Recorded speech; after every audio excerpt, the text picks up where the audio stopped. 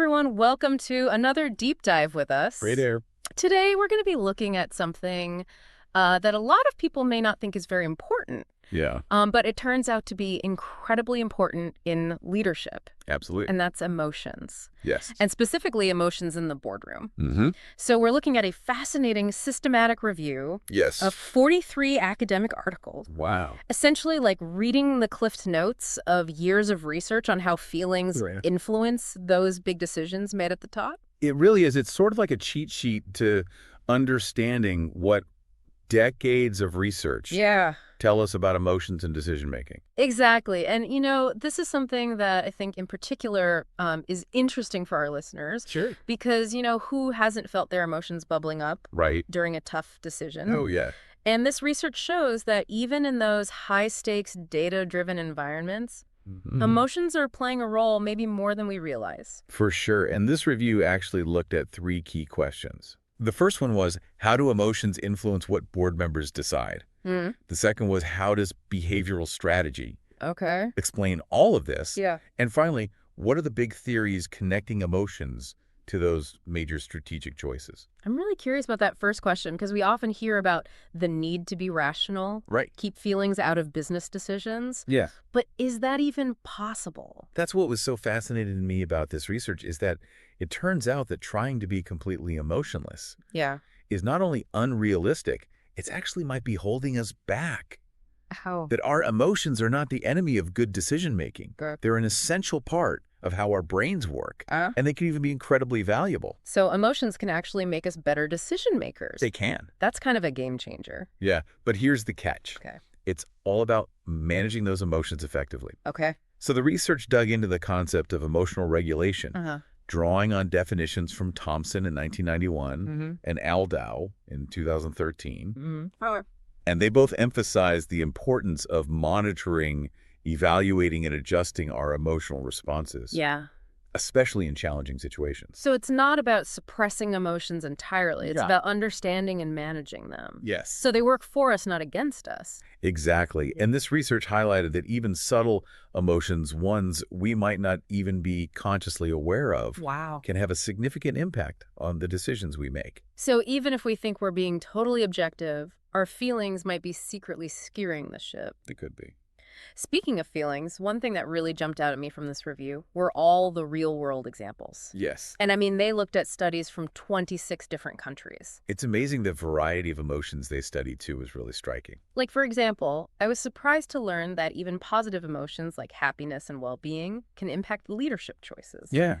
Ahmad Tello and their team found that even in a technical field like IT, leaders' feelings of happiness actually influence their decision-making. Yeah, it's like we've bought into this myth that effective leaders have to be stoic and serious all the time. Right. And this research suggests that happiness and a positive outlook can actually be assets in the boardroom. Yeah, maybe a little less doom and gloom and a bit more optimism. Right. Could be good for business. Yeah. But I imagine things like stress and anxiety Well, for sure. must play a role too, especially when decisions need to be made quickly, Absolutely. right away. Eisenhardt's research back in 1989 Mm-hmm. showed that in high-pressure, fast-paced environments, Yeah. anxiety and confidence levels directly influence how leaders make decisions. And then there's the whole emotional roller coaster Oh, yeah. of mergers and acquisitions. Like, Okay. those are notoriously stressful situations. They are. And Ashbacher and Kroon in 2023 Okay. found that feelings of reluctance and stress had a direct impact on how those deals played out. That makes total sense. Think about it. Yeah. Have you ever had to make a major life decision while feeling stressed or reluctant?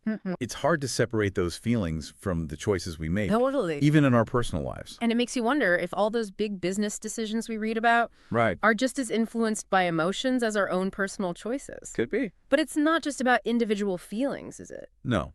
This review also explored how emotions play out at the team level, Yes. and that led to the concept of behavioral strategy. That's a key point. So what is behavioral strategy? Behavioral strategy acknowledges that people, even executives, aren't always perfectly rational. Okay. It's about recognizing the role of psychology, Mm-hmm. our emotions, our biases, Okay. even our gut feelings in how we approach strategy and decision-making. So it's like blending the hard data Yes. with a more human understanding of how decisions actually get made. Exactly. And this review highlighted some really fascinating research on how behavioral strategy plays out in real-world scenarios. Like what?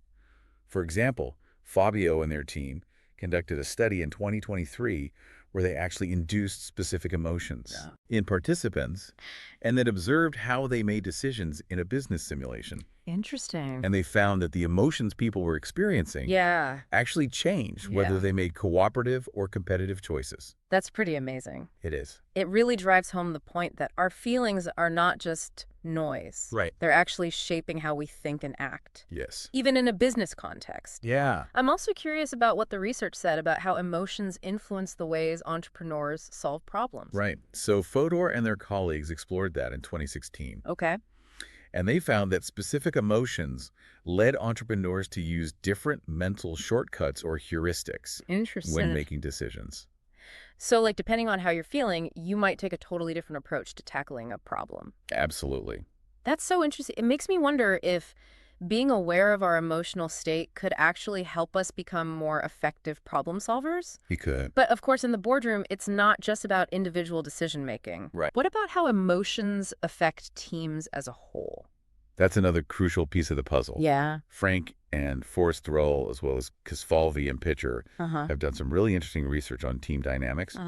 Their work in 2020 and 2003, respectively, showed how emotions in teams, especially conflict, can seriously derail good decision-making. Oh, I know. You think about it, we've all been in those meetings where tension or frustration just takes over. Yes. And it's almost impossible to be productive. Absolutely. And I can only imagine how much more intense that must be in a boardroom where the stakes are so high. Oh, yeah. It seems like being able to manage those team dynamics and emotions effectively would be crucial for success. Absolutely. It's not just about individual emotional intelligence. It's about creating a team culture. Yeah. Where emotions are acknowledged and managed in a healthy way. This is all so fascinating, but I think it's a good place to pause for now. Okay.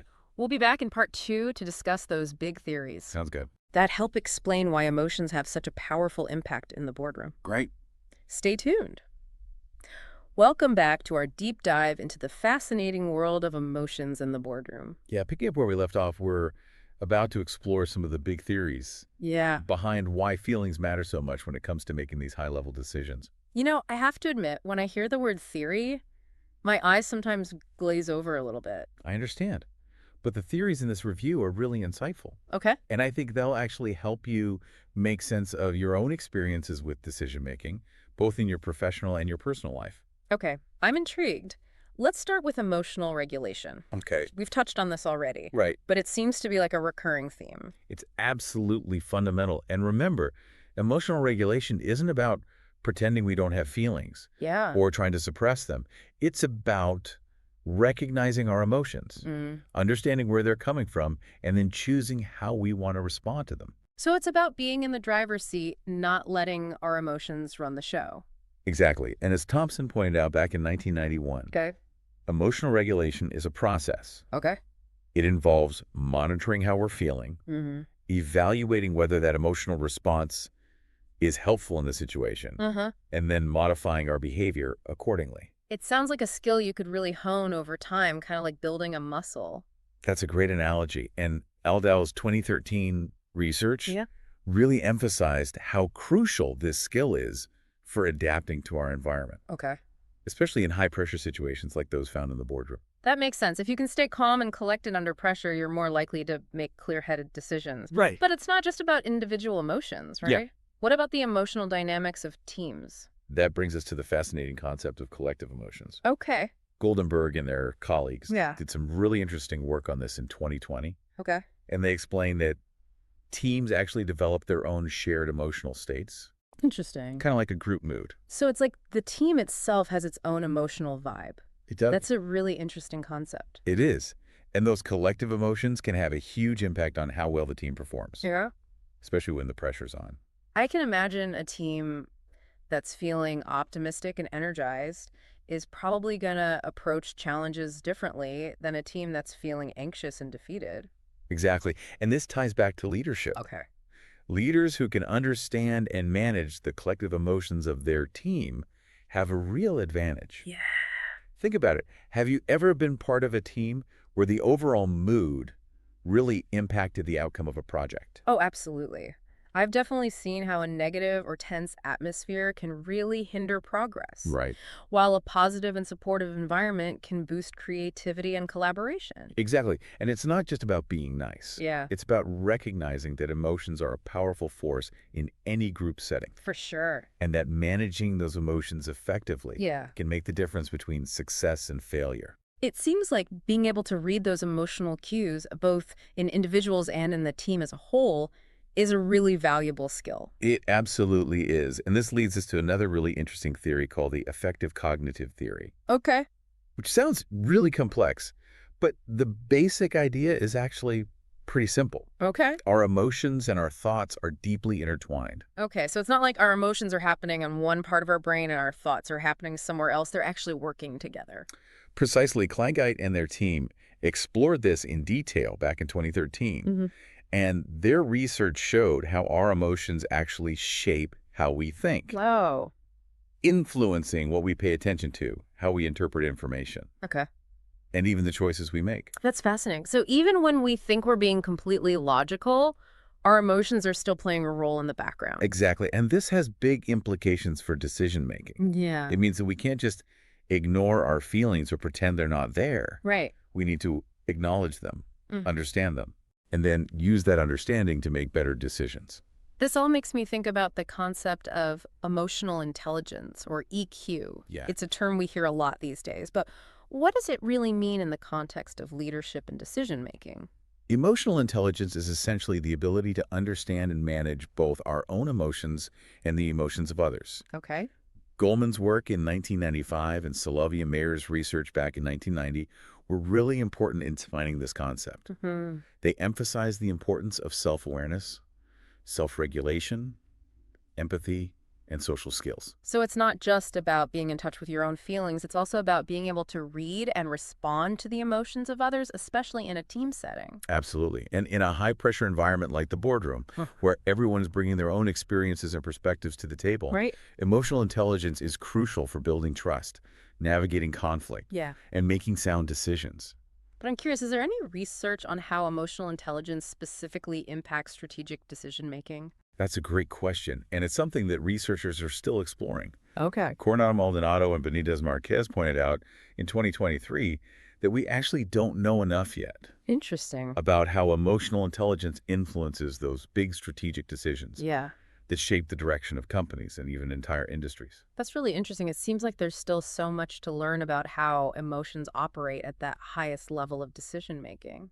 There is, but the research we do have makes it clear that emotions are a powerful force in the boardroom, Yeah. and that understanding those forces is essential for anyone who wants to make a real impact. This has been incredibly insightful. We've explored how emotional regulation can help us make better choices, how teams develop their own emotional climates, Right. and how our feelings and thoughts are constantly interacting to shape our decisions. Yes, and we've touched on the importance of emotional intelligence for effective leadership. We'll be back in part 3 to wrap up our discussion and explore some practical takeaways from all this research. Stay tuned. All right, welcome back for the final part of our deep dive looking at emotions in the boardroom. Yeah, we've covered a lot of ground, haven't we? We have from, really debunking this myth of the purely rational decision maker Right. to, exploring this fascinating world of behavioral strategy. Absolutely. It's been a real eye-opener for me to see just how much our emotions influence decisions, even at the highest levels. And remember, it's not about trying to eliminate emotions altogether, Right. like we've discussed. That's not only impossible, it's also not desirable. Yeah, it seems like what we've seen in the research is that emotions can actually be incredibly valuable Yeah. when they're managed effectively. Exactly, and that's where emotional regulation comes in. Yeah. Thompson's definition from 1991 and Aldau's insights from 2013 really highlighted the importance of being able to monitor, Yeah. evaluate, and adjust our emotional responses. So it's like having a set of tools for working with our emotions rather than being controlled by them. That's a great way to put it. And those tools can be especially useful in high-pressure situations like those often found in the boardroom. But it's not just about individual emotional regulation, right? Yeah. We also talked about how teams develop their own unique emotional climates. Yes, Goldenberg's research in 2020 was so fascinating. Yeah. In this regard, they showed how those collective emotions can really significantly impact team performance. It makes you wonder if some of those legendary teams that we hear about, whether it's, in the business world or in sports or, whatever field, Right. were successful in part because they had such a strong, positive emotional culture. It's definitely something to consider, and it speaks to the importance of leadership in shaping that emotional environment. And, we also explored some pretty heady theories like the affective cognitive theory, Yeah. which really challenged this notion that, emotions and thinking are separate processes. Kleigeit's work in 2013 really drove home the point that our feelings and thoughts are constantly intertwined, Yeah. influencing each other in all sorts of subtle ways. Yeah, it's like realizing that our emotions are always present, whether we're consciously aware of them or not, Right. and that they're shaping our perceptions, our interpretations, and ultimately our choices. Exactly. And of course, we can't forget about emotional intelligence. Absolutely. That crucial ability to understand and manage both our own emotions and the emotions of others. Goleman and Solovey and Mayer's research Yeah. really laid the groundwork for understanding the different facets of emotional intelligence. From self-awareness, self-regulation, to empathy, social skills. But as Coronado Maldonado and Benitez Marquez pointed out just a couple of years ago, Yeah. there's still so much we don't know about how emotional intelligence specifically impacts strategic decision-making. There are so many open questions. Yeah, it's a fascinating area ripe for further exploration. So as we kind of wrap things up here, what does all of this mean for you, the listener? Well, I think there are a few key takeaways. Okay. First, recognizing that emotions are an inevitable part of decision-making, Yeah. even at the highest levels, Yeah. can help us approach those decisions with more awareness and intention. It's like taking off the blinders and seeing the world more clearly. Exactly. Second, understanding the concepts of emotional regulation and emotional intelligence can equip us with the tools to manage those feelings effectively, both in our own lives and in our interactions with others. And I imagine that can lead to better decisions, stronger relationships, a more fulfilling work experience. Absolutely. Finally, Yeah. I think this research challenges us to think differently about leadership. Okay. It suggests that effective leaders are not those who suppress their emotions Right. or pretend they don't exist. Yeah. Instead, they are individuals who embrace the complexity of human experience, who acknowledge the power of emotions, and who use that understanding to create positive, productive, and emotionally intelligent environments. So as you go about your day, we really invite you to consider these ideas. Pay attention to your own emotions, observe the emotional dynamics that play in your workplace, and think about how you can use this knowledge to make a positive impact. And if you find yourself in a position of leadership, remember that creating a culture where emotions are valued and managed intelligently can be one of the most powerful things you do. Well, this has been such a fascinating discussion. Really appreciate you taking the time It's been my pleasure. to walk us through this research. And for everyone listening out there, we'll see you next time for another deep dive.